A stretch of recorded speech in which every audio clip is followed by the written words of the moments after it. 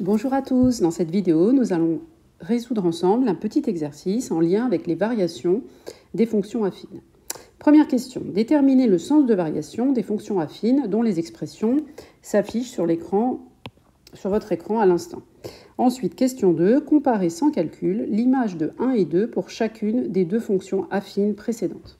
Alors, profitons-en pour faire un petit rappel de cours. La propriété que nous allons utiliser ici, c'est le fait que une fonction affine va être croissante, donc je le rappelle ici dans un petit coin, f, si vous avez f de x égale ax plus b, le fait que la fonction soit croissante ou décroissante dépend simplement du signe de a. Si a est positif, alors la fonction est croissante, et d'ailleurs elle se représente par une droite qui monte, et si a est négatif, alors la fonction est décroissante. Alors le premier cas, qui est la fonction f là, la première, là, la fonction f est donnée par f de x égale racine de 3x moins 2 racines de 3. Donc, qu'est-ce que j'ai fait? J'ai simplement distribué la racine carrée sur le x et sur moins 2. Du coup, je fais apparaître a qui est là. Donc, ici, a vaut racine de 3. Je l'ai écrit ici. Et du coup, racine de 3 est évidemment un nombre positif, là. Donc je regarde simplement le coefficient qui est devant x. J'ai été d'abord obligée de développer, de distribuer, sinon je n'aurais pas pu voir le a. Une fois que j'ai distribué, j'identifie a est positif, donc f est croissante. Alors, je vais faire un petit graphique à côté qui va, juste pour vous rappeler, lorsque a est positif, qu'est-ce qui se passe en fait? Lorsque a est positif, la fonction f est représentée par une droite qui ressemble à ça. Elle est croissante, c'est pas forcément celle-ci d'ailleurs, mais elle est croissante. C'est certainement pas celle-ci parce que vous voyez qu'ici le coefficient b est négatif et que là, moi, l'ordonnée à l'origine sur mon dessin est positive. Donc c'est clair que c'est pas celle-ci. Mais peu importe, dans le cas général, vous savez que quand une fonction affine est croissante, elle est représentée par une droite qui monte. Et donc, quand on avance sur l'axe des x, donc vous avancez comme ça sur l'axe des abscisses, pendant ce temps-là, les images sont en train d'augmenter. C'est parce qu'elle est croissante. Donc si vous êtes en 1 ici, l'image de 1 va être forcément plus petite que l'image de 2, parce que pour aller de 1 jusqu'à 2, vous continuez à avancer. Pendant ce temps-là, les images augmentent. C'est pour ça que je sais que f de 1 est inférieur à f de 2. D'accord? Pour le deuxième, la deuxième fonction, je vais essayer de la représenter. Pas elle directement, mais une fonction qui ressemble.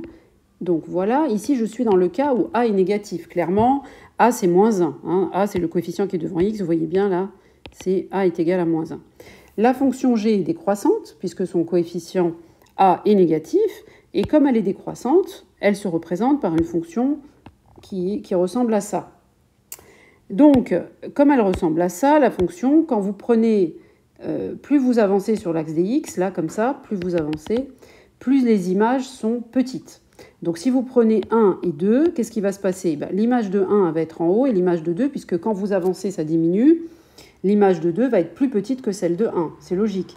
Donc ici, j'ai bien que l'image de 1, c'est ce que j'ai écrit là, l'image de 1 va être plus grande que l'image de 2, puisque quand j'avance, l'image de 1 est au-dessus de l'image de 2. Ça, c'est parce que la fonction g est décroissante. Donc résumons. Comment j'ai fait pour résoudre cet exercice? La première fonction f, j'ai d'abord commencé par distribuer le racine de 3 pour me ramener à la forme ax plus b. Parce qu'au départ, ce n'est pas ax plus b. Là, vous voyez bien que ce n'est pas ax plus b. Donc d'abord, je développe pour faire apparaître ax plus b. Une fois que j'ai fait apparaître ax plus b, j'identifie a. A vaut racine de 3. Il est positif, donc f est croissante. Je me fais mentalement une petite image de la fonction. Donc c'est ce que j'ai fait à côté, là. Donc là, ce que je dessine, c'est une image mentale de ce que j'imagine être la fonction. Je n'ai pas besoin de la représenter vraiment. Ça, c'est ce qui se passe dans ma tête. Je sais que comme a est positif, je vais avoir affaire à une fonction qui monte comme ça. Du coup, je réfléchis, je me dis comment est-ce que je peux comparer f de 1 et f de 2. Alors, étant donné qu'elle ressemble à ça, 1 est là et 2 est à côté. Plus j'avance, plus les images augmentent. Donc forcément, l'image de 1 va être en dessous de celle de 2. De la même façon pour la deuxième, j'ai moins x plus 7, j'identifie a, qui est négatif, donc qui vaut moins 1. La fonction f, la fonction g, celle-ci, elle s'appelle g, est représentée par une droite qui descend. Plus j'avance et plus les images diminuent. Donc l'image de 1 va être plus grande que l'image de 2, c'est ce que j'ai expliqué tout à l'heure. Voilà, j'en ai fini avec cet exercice. J'espère que cette vidéo vous a plu, qu'elle vous aura aidé, et je vous dis à très bientôt pour une prochaine vidéo. Au revoir.